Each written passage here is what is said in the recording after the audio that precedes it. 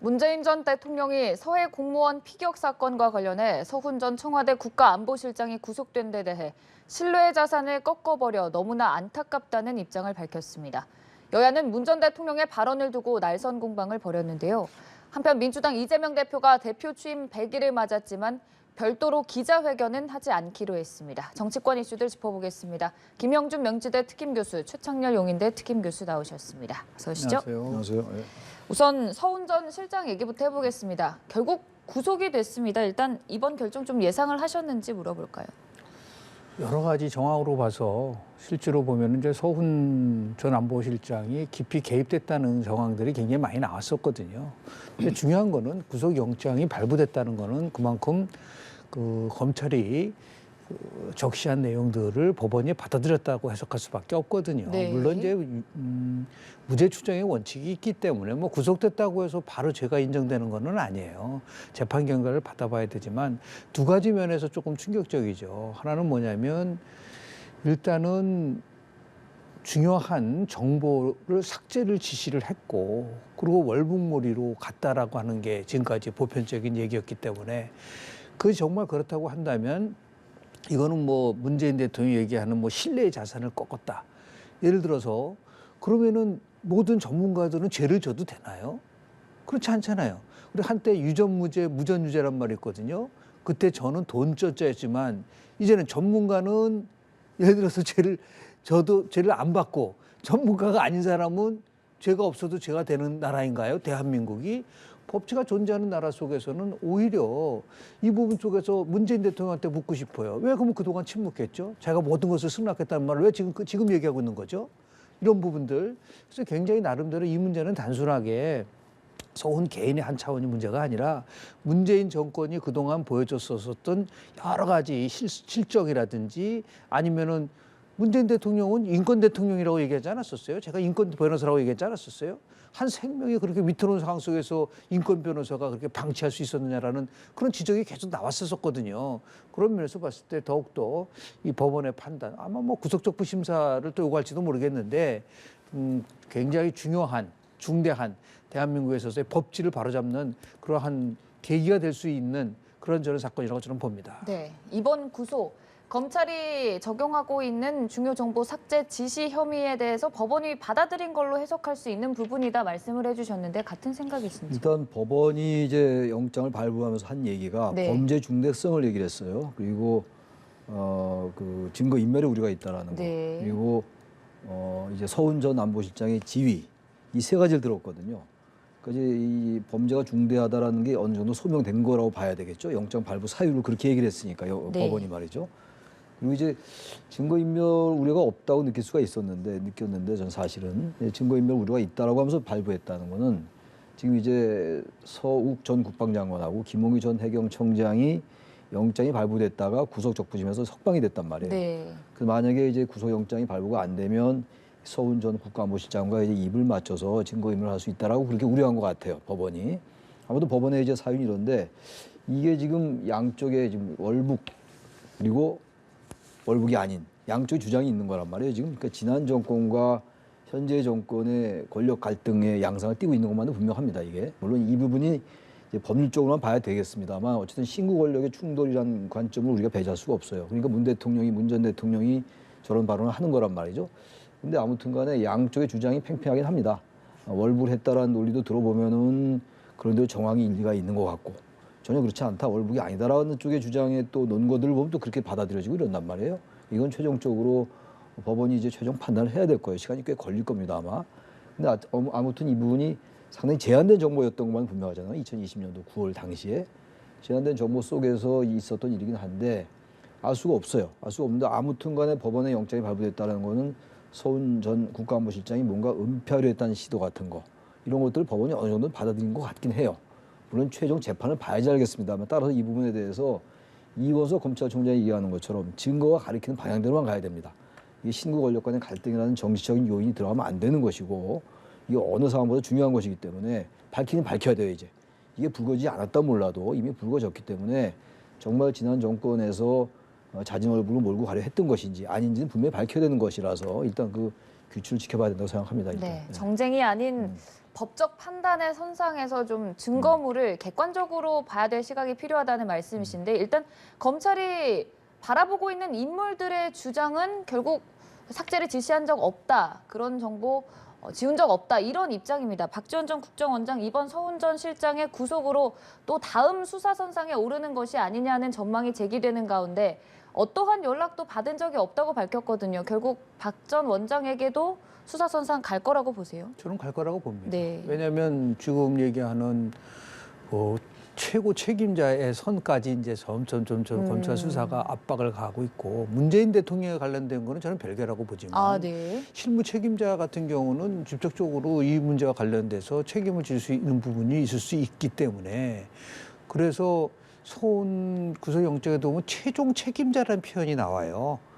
최종 책임자, 그러니까 서훈 국정 전 안보실장한테 타고 하면은 국정원하고 실제로 여러 우리나라의 안보 시스템의 체계로 보면은 그게 안보실장하고 국정원장하고 이게 같이 유기적으로 움직일 수밖에 없는 구조라고 한다면 자 이제 그 서훈 국정원장 안전보실장이 구속됐다면 당연히 박지원 전 국정원장에 관해서도 수사가 진행된 거를 알고 있기 때문에 어떤 연계성 문제. 그러면 은폐 지시하는 거를 안보실장 단독으로만 할 수 있나요? 그 무슨 근거로 해서 은폐를 할 수 있었는가라는 걸 따지고 들어가다 보면은 혹시 박지원 전 국정원장도 관련된 부분이 포착돼서 만약에 영장 청구를 한다고 한다면 그 두 사람이 같이 연계해서 나름대로 이 월북몰이를 했을 개연성이 있다라고 우리는 추론할 밖에 없어요. 뭐 결국은 이제 판단은 이제 법원이 하겠죠. 그러나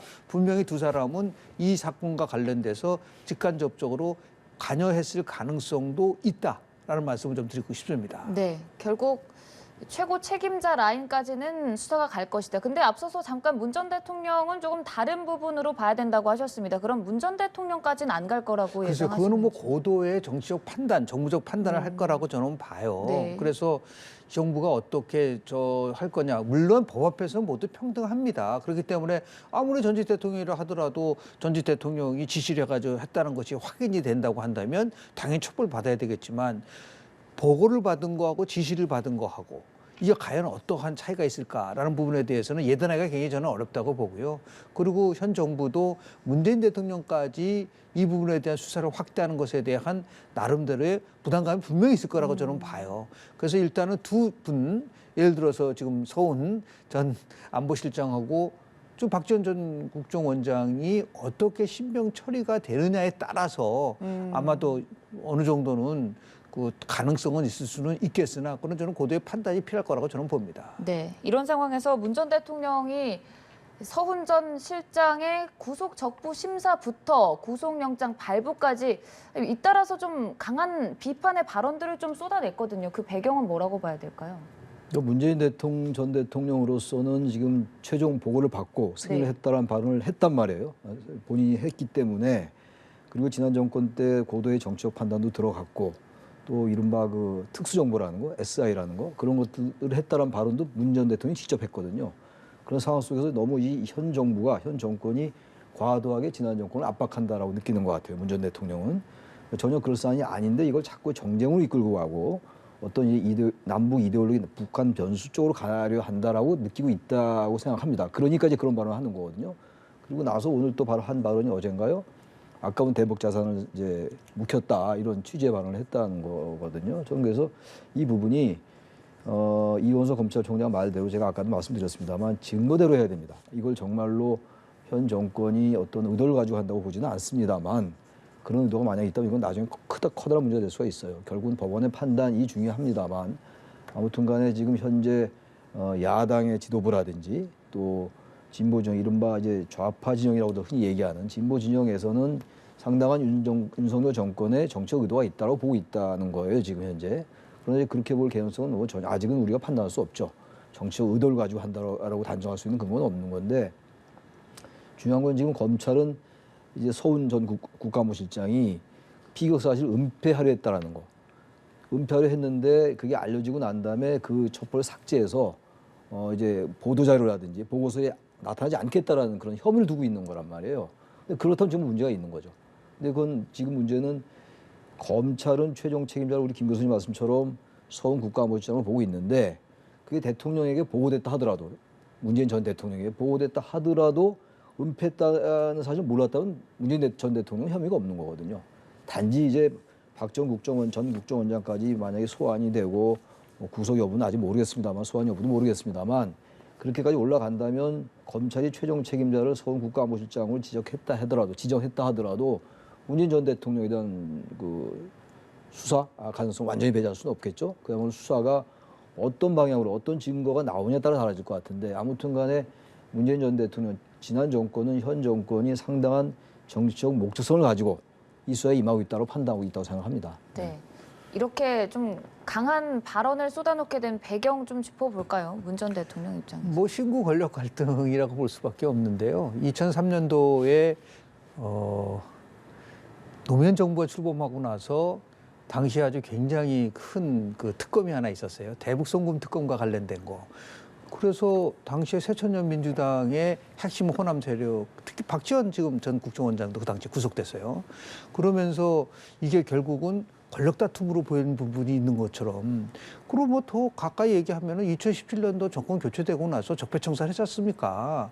그 얘기가 정치 보복. 지금 논리대로 따지면은 2017년 이후에 정권을 잡은 모든 전 정권에 대한 이명박 박근혜 정부에 대한 수사는 정치 보복이에요.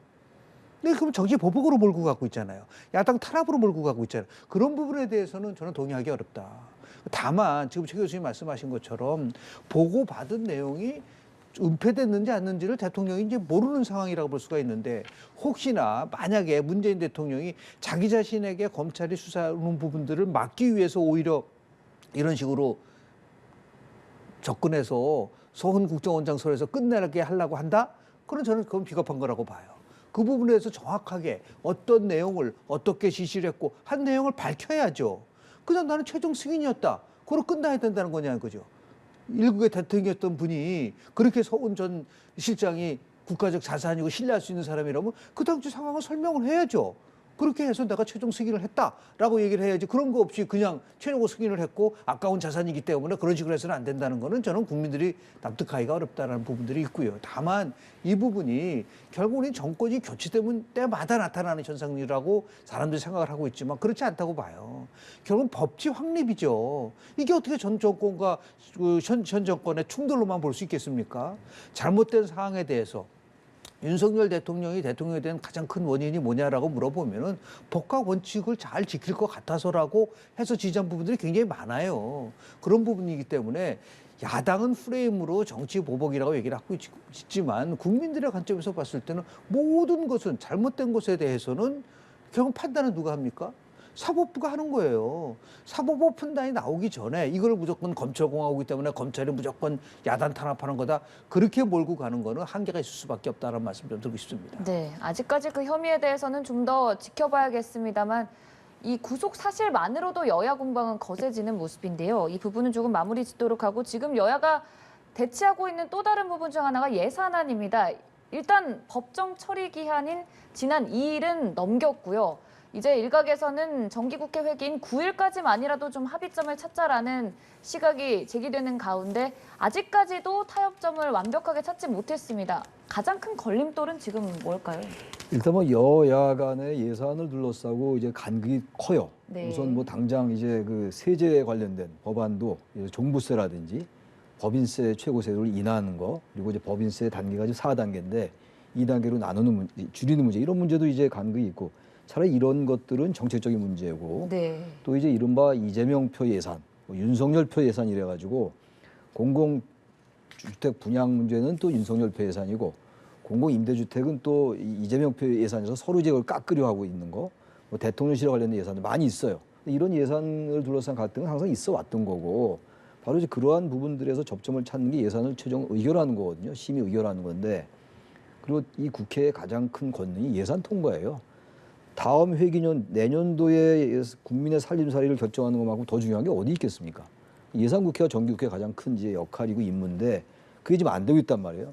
올해만 그런 건 아니니까 2014년도, 2020년도를 빼놓고 2002년 이후에 다 법정 기한을 어겼어요. 헌법과 국회법에 이제 명시된 기한 12월 2일 네. 어겼는데, 지금 말씀처럼 이게 정기국회 폐회 날이 12월 9일이잖아요. 나흘밖에 안 남았습니다. 과연 그때 이까지 이걸 할 수 있느냐 하는데 좀 회의적이긴 한데 만약에 그렇게 돼가지고 12월 말일까지 가게 된다면 이게 준예산이 돼서 639조 중에서 282조 정도를 사용을 못 한다는 거예요. 말하자면 경직성 경비라니 이런 것들만 집행할 수 있는 거예요. 이거야말로 지금 민생을 완전히 볼모로 하는 거거든요. 저는 그래서 여야가 여기에 대한 정치적 부담이 워낙 크기 때문에 어떻게든 해낼 것 같긴 한데 문제는 현재 이 지금 예산을 가로막고 있는 중요한 여러 요인 중에 하나가 제가 지금 말씀드린 그런 정책적인 요인들 이외에 이상민 장관의 거취 둘러싸인 굉장히 큰 거란 말이죠. 지금 사실. 근데 그럴 수는 없는 문제죠. 예산 문제와 장관의 그 거취 문제가 연계될 수 없는 거임에도 불구하고 없는 것임에도 불구하고 그게 돼 있다는 거예요. 지금 해임 건의안을 발의했고 이상민 행정안전부 장관의 해임안을 지금 이제 야당이 발의했단 말이에요. 그래서 탄핵 소추까지 가겠다는 거 아닙니까 지금? 그렇게 된다면은 이게 지금 이 국면이 완전히 바뀌는 거라서 그 부분은 조금 야당도 자제를 좀 해야 될 것 같아요. 일단 예산을 통과시키고 네. 그 다음에 해임 건의안을 뭐 상정하든지 발의됐으니까 본회의에 상정을 하고 탄핵 소추안 발의는 그 이후에 이제 야당의 정치적 판단인 것이고 저는 이 부분을 가지고 여야가 자꾸 국정조사 또는 이제 이상민 장관의 거취를 가지고 예산과 자꾸 연동시키려 하는 자세. 여당도 마찬가지예요 지금. 여당도 만약 이상민 장관의 그 해임 건의안 그리고 탄핵 소추가 발의되면은 예산 합의할 수 없다. 이건 말이 안 되는 얘기예요. 왜 여당이 그런 얘기를 합니까? 여당이 결국은 예산안을 통과시키는 주체가 돼야 되는 것이지. 물론 의석은 야당이 다수라 하더라도. 그 여당도 그렇고 야당도 그렇고 적어도 이 예산을 가지고 정치적 쟁점과 연계시키려는 이 태도는 대단히 이건 바람직하지 않다. 그 말씀 드립니다. 네, 이런 상황이다 보니 오는 9일 정기국회 회기 전까지도 처리할 가능성이 높지는 않아 보인다는 말씀을 하셨는데 비슷한 생각이세요? 왜 헌법에서 또 국회법 12월 2일 날 예산을 통과하라고 했을까요? 왜냐하면 예산이라는 게 지금 뭐 우리가 한두 푼이 아니잖아요. 수백조 원에 관련된 예산이면 네. 제일 중요한 거는 집행을 해야 되잖아요. 특히 취약계층 같은 경우에는 빨리빨리 제때 그 예산이 이제 집행이 돼야 되는데 그러려면 최소한도 한 내년 새해 연초 시작하자마자 진행하려면 한 달 정도는 준비 기간이 필요한 거죠. 그러기 위해서 12월 2일 날 법정 예산 그 날짜를 정해놓은 거예요. 법을 만든 사람이 법을 안 지키는 사람들을 국회의원이라고 할 수 있나요? 입법부라면서요. 그럼 법은 자기네가 만들고 법을 안 지킨다?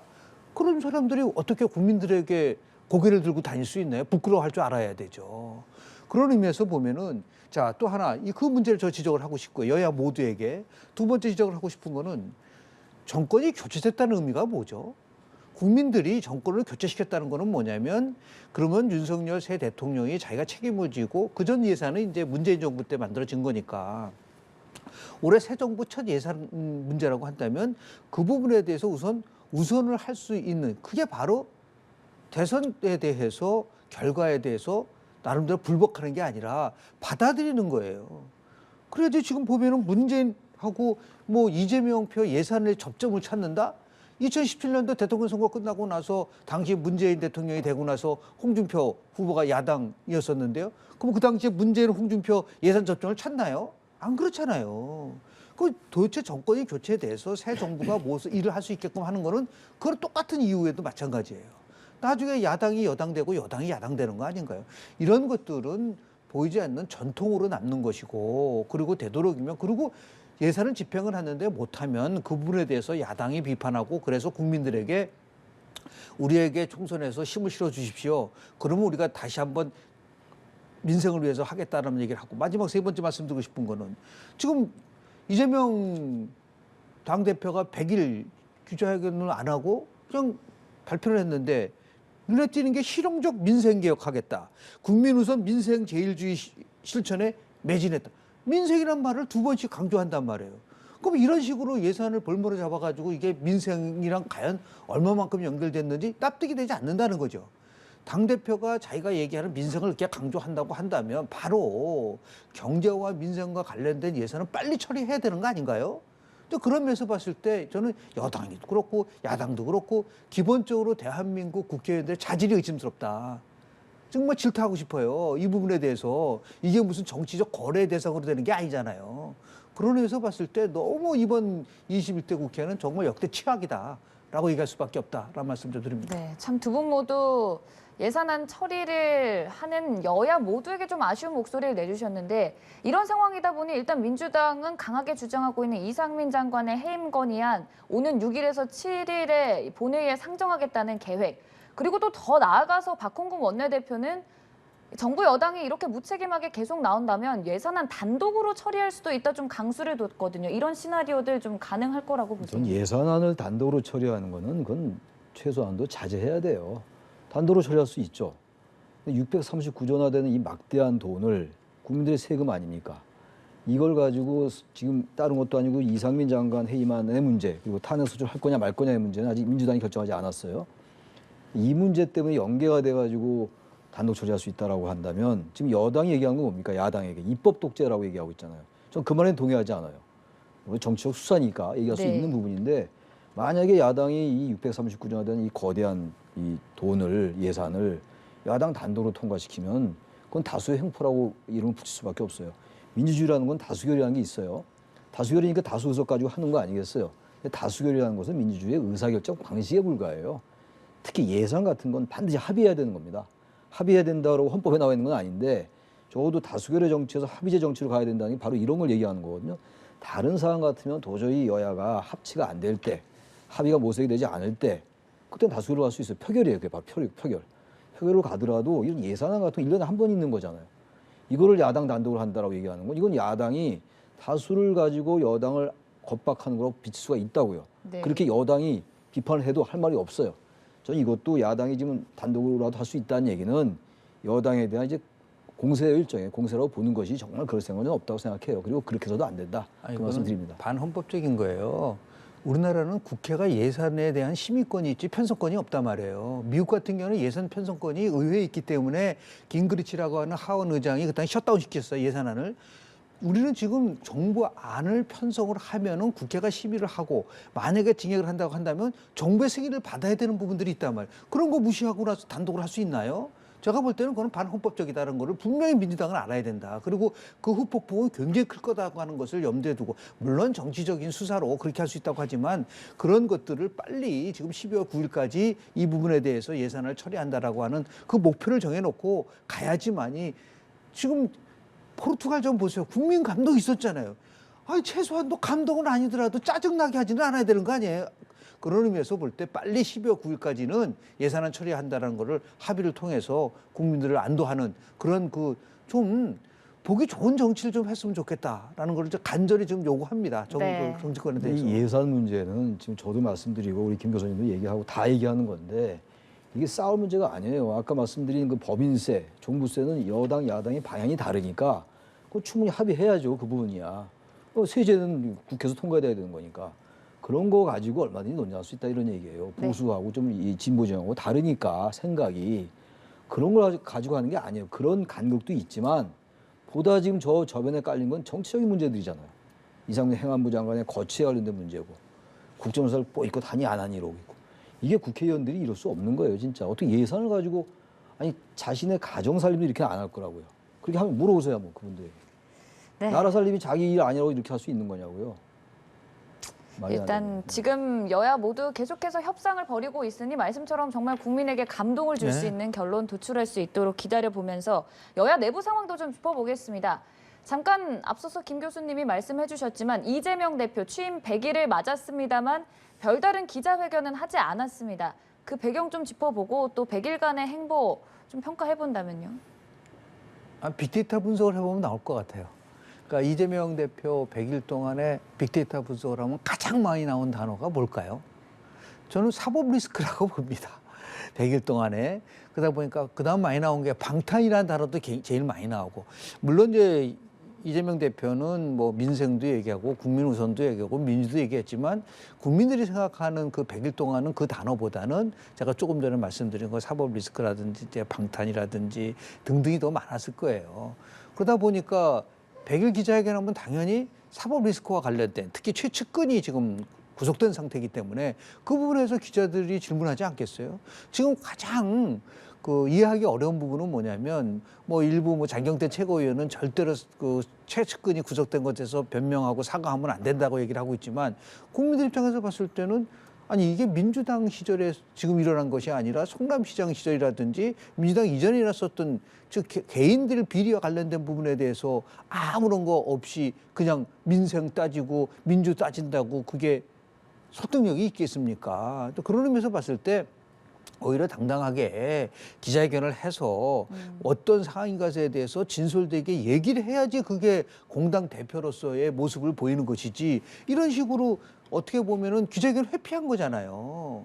그러고 나서 뭐 어떠한 메시지가 나와도 그게 받아들일 수 있나요? 그러니까 사법 리스크를 구체적으로 설명을 하지 않기 위해서 기자회견을 안 한 거 아니냐라고 하는 비판을 받을 수 있는 여지가 있기 때문에 저는 그 부분에 대해서는 당내에서도 문제 제기를 저는 해야 된다고 좀 보고 있고요. 더 나아가서 지금 이제 다른 여러 가지 이슈 때문에 지금 우리 조금 얘기한 서훈 전 실장 구속 문제라든지 뭐 국정조사 문제라든지 뭐 이상민 장관의 해임 거의 이 문제와 당대표로서 100일 동안 자기가 어떻게 했고 앞으로 당을 어떻게 끌고 갈 것이라는 거는 별개거든요. 이걸 분리해서 아주 굉장히 솔직하고 그리고 국민들과 소통하는 그런 모습을 보여야 되는데 본인은 무슨 뭐 당원들을 위해서 정당 사상 최초로 당사를 개방해서 국민과 소통 그런 소통보다도 더 국민들이 알고 싶어 하는 부분에 대해서 소통을 해야지 이게 소통이지 당원들에게 소통하는 게 그렇게 큰 물론 의미는 있을 수 있어요. 정당사상 최초라고 하니까 제가 볼 때는 이 접근 방법이 굉장히 설득력이 낮다. 그런 의미에서 보면 전략적으로 저는 실패한 그 기자회견을 했었어야 되는데 100일이 아니었었는가라는 말씀 좀 드립니다. 네, 김 교수님 말씀처럼 좀 사법 리스크 회피하려고 기자회견하지 않았던 걸까요? 그 이유를 짚어보자면. 그 이유하고는 정확히 가늠하기 어려운데 뭐 그런 그 추론이 가능하죠. 사실 취임 100일 날 대체로 기자회견 하잖아요. 근데 기자회견 하는데 지금 아무튼 뭐 현실적으로 최측근 구속되고 여러 가지 지금 검찰의 수사가 이재명 대표에게 향한다라는 게 기정사실로 돼 있는 거잖아요. 지금 사실상 그럴지 안 그럴지 모르지만 그래서 대표 기자회견 하면은 뭐 지금 말씀처럼 기자들 질문이 그쪽으로 많이 치중이 될 거예요. 아마 그런 것들에 대한 부담 갖긴 해요. 그런 게 중요한 게 아니라 뭐 기자회견 할 수도 있고 안 할 수도 있습니다. 그게 중요한 게 아니라 문제는 앞으로 이제 이재명 대표가 당내에서 이 문제를 어떻게 돌파해 나갈 것인가. 돌파라는 단어가 맞는지 모르겠는데 당 대표로서의 이 여러 가지 법률적인 이제 리스크가 있는데 이 부분을 어떻게 안고 갈 수 있을지 당내 리더십의 문제를 제가 말씀드립니다. 네. 당내에서 아주 일각이긴 합니다만 그 얘기가 벌써 나오기 시작하잖아요. 근데 아직 선거가 많이 남았기 때문에 아마 당내 의원들의 그런 온건파들의 목소리가 아직은 좀 적은 것 같은데 선거가 다가올수록 의원들은 자신의 이제 당선을 생각 안 할 수가 없어요. 특히 수도권을 지역구로 두는 의원, 그건 국민의힘도 마찬가지예요. 이거 말하자면 이제 이재명 민주당을 얘기한다면 당내 리더십이 점점 흔들리게 된다면 이 사법과 관련해 가지고 그러면 이건 이재명 대표가 과연 당을 운영할 수 있을지 그게 가장 핵심이에요 지금. 그게 정말 뭐 지금 검찰이 제기한 여러 가지 그 최측근의 혐의들이 그게 이재명 대표에게 향할지 안 할지도 모르고 지켜봐야지 알겠습니다만 분명히 연관성이 있어 보인다면 이 부분을 지금 어떻게 해소해 나가느냐가 이재명 대표가 해결해야 될 가장 큰 난관이다. 아마 그런 게 이번 100일 기자회견을 안 한 배경이 아니겠느냐 이렇게 보여져요 일단. 네. 일단 뭐 잠깐 최측근 언급을 해주셨지만 이번 주 이르면 검찰이 정진상 실장을 기소할 것이라는 관측도 나오는데 동시에 최측근이다 보니 또 이재명 대표의 검찰의 수사 칼날이 향하는 것이 아니냐는 전망도 나옵니다. 최 교수님은 이런 상황에서 아직까지 새로운 리더십은 좀 일각의 주장이다라는 말씀이신데 김 교수님께서는 어떻게 보세요? 이재명 대표와 관련되는 몇 가지 변곡점이 있을 거예요. 네. 제일 첫 번째는 소환을 할 거냐 안 할 거냐, 언제 소환을 할 거냐라는 게 첫 번째 이제 변곡점이라고 좀 보고요. 두 번째는 구속영장을 청구할 거냐 안 할 거냐라는 부분들. 그렇게 되면은 뭐 방탄국회로 만약에 야당이 막으려고 한다면은 국회를 계속 열어놓을 수밖에 없는 것이고. 마지막 세 번째가 정말 구속되느냐 안 되느냐는 이 세 가지 변곡점들이 있어요.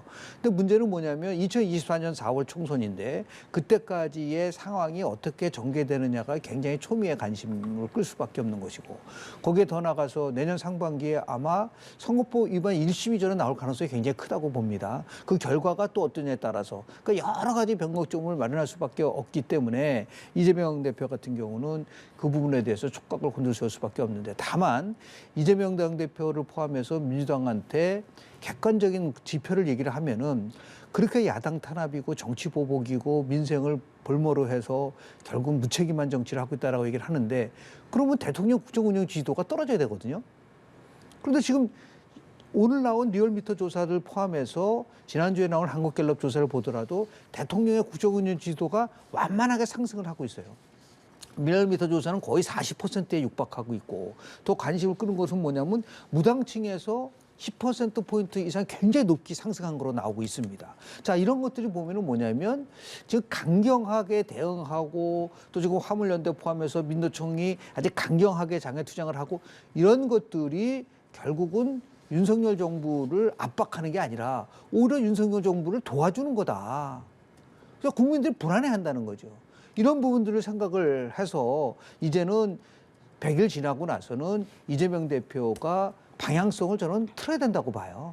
그 100일 동안 보여줬었던 기존의 대여 투쟁 방식으로 가져갔을 때는 제가 볼 때는 굉장히 더욱더 어려움에 봉착될 가능성이 있기 때문에 그런 거를 신중하게 검토하라고 100일이 있는 거 아니겠습니까? 지난 100일 동안에 어떻게 민심 흐름이 어떻게 흘러가고 있는지에 대한 거를 아주 냉정하게 분석하고 아까 제가 말씀드린 것처럼 지금 SNS를 포함해서 빅데이터 상으로 민주당과 이재명 대표에 대해서 나올 수 있는 예를 들어서 부정호, 긍정호가 어떻게 변화되고 있는지 이런 거를 심층적으로 분석을 한 다음에 방향을 정해서 새로운 전략으로 접근을 해야지만 내년도에는 새로운 정치를 위한 새 변혁이라고 얘기를 했거든요. 저희가 보통 얘기하면은 뭐 여러 가지도 있지만은 그러한 변화를 줄 수 있다는 거를 보여줘야 되는데 과연 지금 민주당이 변화를 보여주는 걸까요? 그냥 투쟁하고 그 부분에서 계속 압박하는 거 이외에 변화라는 게 사라져버렸단 말이에요. 제1야당은 항상 국민들이 바라보는 거는 변화를 하느냐 안 하냐인데 그런 부분이 너무 아쉽지 않나라는 생각을 좀 합니다. 새로운 정치의 방향으로 나아간다라는 말씀을 해주셨는데 그게 그러면 이재명 대표의 결단이 필요하다는 뭐 말씀이신가요? 결단도 필요하고 지금 이재명 대표는 민생이라는 얘기를 하고 있지만 정말 민생에 올인하고 있는 건가요? 그러니까 자기의 수사와 관련된 부분과 민생을 챙기고 경제를 챙기고 하는 부분은 분리해서 가야 되는 건데 지금은 모두 다 올인하고 있지 않습니까? 예를 들어서 당대표 사법 리스크를 완화하는데 방탄하는데 올인을 하다 보면 그런 전략은 별로 제가 볼 때는 국민들을 설득하기가 한계가 있을 것이다라는 생각을 하게 되는 거죠. 네, 알겠습니다. 민주당도 참 고심이 깊을 것 같은데요. 일단 어떤 방향으로든 민주당에 좀 변화가 필요하다는 말씀을 해주셨습니다. 국민의힘 상황도 좀 짚어보도록 할까요? 사실 지난주에 윤석열 대통령이 주호영 원내대표와 회담을 했다라는 언론 보도가 나왔습니다. 주 원내대표가 공식적으로 사실 확인을 하진 않았습니다만 다시금 또 윤석열 대통령과 김기현 의원이 만났다 하면서 좀 잇따라 의원들 간의 만남 이어지고 있거든요. 어떤 얘기 나눴을까요? 가장 큰 지금 주호영 원내대표 만든 거는 굉장히 자연스러운 거잖아요. 저 국회 원내대표이기 때문에 정진석 비대위장 만나는 것보다도 주호영 원내대표를 많이 만나야 돼요. 왜냐하면 이 예산안 처리 문제라도 국정조사 문제라도 해임 건의안 문제 이 문제 가지고 근데 이것을 이제 자꾸만 차기 경선과 관련된 전당대회와 관련된 거로 연결시키기에는 좀 한계가 있을 거라고 좀 보고요. 분명한 거는 관저 정치를 할 수 있어요. 다만 이 관저 정치라는 것을 통해서 여당 의원들만 만나면 관저 정치의 효과가 퇴색됩니다. 레이간 대통령도 8년 중에 6년이 여소야대에 했었어요. 그런데 그분은 자기 직무 기간의 70%를 야당 의원과 만났습니다. 그래서 극복을 했어요. 마찬가지로 이제 관저 정치를 하면서 개별적으로 만나기 어렵다고 한다면 여야 상임위원들 중심으로 해서 관저에서 만나서 대통령이 얘기를 하고 그런 새로운 전통을 만드는 것도 필요한데 온통 전부 다 여당 의원들만 만나서 이제 관저 정치를 하다 보니까 혹시 대통령실이 차기 경선에 예를 들어서 개입하려고 하는 것이 아니냐, 친윤핵관을 만드는 것이 아니냐 그런 거는 제가 볼 때는 윤석열 대통령이 정치에 그동안 오랜 경험이 있었던 분이 아닌데 기존의 정치와는 다른 그런 스타일을 보여줘야지만이 새 정부에 대한 기대감도 같이 갈 수 있지 않을까라는 생각을 좀 합니다. 윤심의 당권 주자에 반영되는 것은 좀 이른 판단이다라는 말씀이신데 사실 뭐 주호영 원내대표나 김기현 의원 자체가 워낙 또 유력한 당권 주자로 꼽히기 때문에 이런 해석이 나오는 것 같습니다. 어떤 의미인가요? 그래서 뭐 일부 언론은 뭐 당권 주자들 면접하는 거다 뭐 이런 말도 나오던데 네. 뭐 그렇지는 않겠죠. 근데 당정 협의라는 게 있는 거니까 대통령이 여당의 지도부를 만나고 또 자신들의 측근을 만나는 건 자연스러운 일이에요. 그걸 뭐 나무랄 수는 없습니다. 그러나 김기현 의원도 만나고 지금 지난 달 22일 날 이른바 핵관, 윤핵관이라는 분들 만나고 25일 날 여당 지도부 같이 만났고 대통령이 관저에서 30일 날 이제 주호영 원내대표하고 김기현 의원을 만났다는 거예요. 보도에 의하면 그렇습니다. 지금. 근데 저도 그건 같은 얘기예요. 김 교수님과 같은 얘기인데 대통령과 여당이 같이 호흡을 맞춰야 돼요. 조율을 해야 되는 거죠. 여권이니까. 근데 문제는 현재 지금 협치가 잘 안 되고 있잖아요. 협치한 단어가 사라졌어요. 얼마 전까지만 해도 여야의 목소리가 협치란 단어가 나왔다고요. 비록 형식적이라 하더라도 비록 아예 협치란 단어들 얘기 안 하고 있는 상황이거든요. 지금 게다가 예산안 지금 막혀 있고 게다가 법안도 모든 건 어쨌든 다수당인 그 야당이 주도권을 가지고 있는 거고 그 아무리 윤석열 대통령에 대한 지지율이 올라도 많이 올랐잖아요. 리얼미터가 지금 오른다 하더라도 결국은 법안 통과가 돼야지 정책으로 입안에서 밀고 나갈 수가 있잖아요. 그 새 정권이 뭔가를 보여줄 수가 있는 건데 그게 지금 막혀 있다고요. 결국 그거를 해결하는 길은 여소야대 정부에서 이른바 분점 정부 아니겠습니까? 결국 협치밖에 없어요. 그러려면 어떤 야당을 만나야 될 거 아니겠어요? 근데 이제 연 세 번 20일, 25일, 30일이면 간격이 적단 말이에요. 네. 이런데 좀 여당만 만나니까 그게 뭐 전 당권 주자 면접할 수 있다고 봐요. 대통령이 당연히 당무에 대해서 관심이 있어야죠. 정치인인데 왜 당에 관심이 없습니까? 그건 말이 안 되는 얘기고 야당도 좀 만나는 모습을 같이 보여달라는 얘기예요. 그래야지 야당도 뭐 협조를 하건 협력을 하건 협치를 할 명분이 생길 거 아니겠습니까? 저는 그래서 지금도 늦지 않으니까 대통령이 조금 국정 운영 방식을 너무 여당 위주로만 하지 말고 야당도 초빙을 하고 초치를 하고 어떤 급이라든지 이런 거 가리지 말고요. 왜 만나는데 뭐가 문제가 있어요? 헌법기관들 만나는데 국민의 대표 만난다는 건데 대통령도 국민이 선출한 기관이고 국회의원도 국민이 선출한 헌법기관인데 좀 그렇게 좀 바꿔주면은 뭔가 전국의 물꼬가 조금씩 트이지 않을까 그런 좀 바람이 있습니다, 진짜. 네, 협치의 정치 말씀해 주셨습니다. 오늘 말씀 여기까지 들어보도록 하죠. 지금까지 최창렬 용인대 특임 교수, 김영준 명지대 특임 교수와 함께했습니다. 고맙습니다. 네, 고맙습니다.